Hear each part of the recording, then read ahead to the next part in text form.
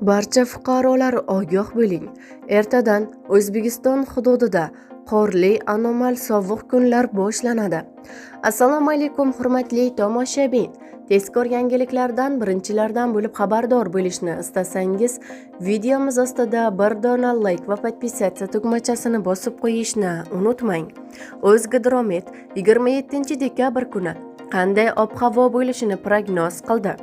Unga ko'ra Toshkent shahrida yog'ingarchilik kutilmaydi. Harorat kechasi 0-2 daraja iliq, kunduzi 7-9 daraja iliq bo'ladi. Qoraqalpog'iston Respublikasida ba'zi joylarda qor yog'adi. Harorat kechasi 5-10 daraja sovuq, Ustyurtda 12-15 daraja sovuqqacha, kunduzi 0-5 daraja iliq bo'ladi. Xorazm viloyatida yog'ingarchilik kutilmaydi. Harorat kechasi 0-5 daraja sovuq, kunduzi 2-7 daraja iliq bo'ladi. Buxoro va Navoiy viloyatlarida yog'ingarchilik kutilmaydi. Harorat kechasi 4 daraja sovuq, -1 daraja iliq, kunduzi 7-12 daraja iliq bo'ladi.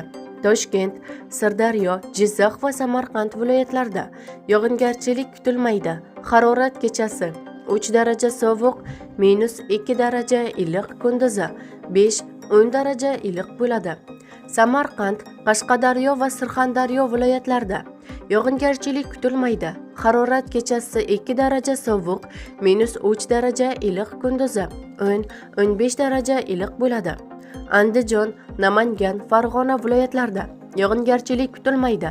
Harorat kechasi 4 daraja sovuq, -1 daraja iliq, kunduzi 3-8 daraja iliq bo'ladi. Respublikaning tog'li hududlarida esa havo o'zgaruvchan bo'ladi. Ba'zi joylarda qor yog'adi, tuman tushishi mumkin. Yo'llarda ba'zi joylarda yaxmalak kuzatiladi. Harorat kechasi 5-10 daraja sovuq, kunduzi 3 daraja sovuq, -2 daraja iliq bo'ladi, deyiladi prognozlarda.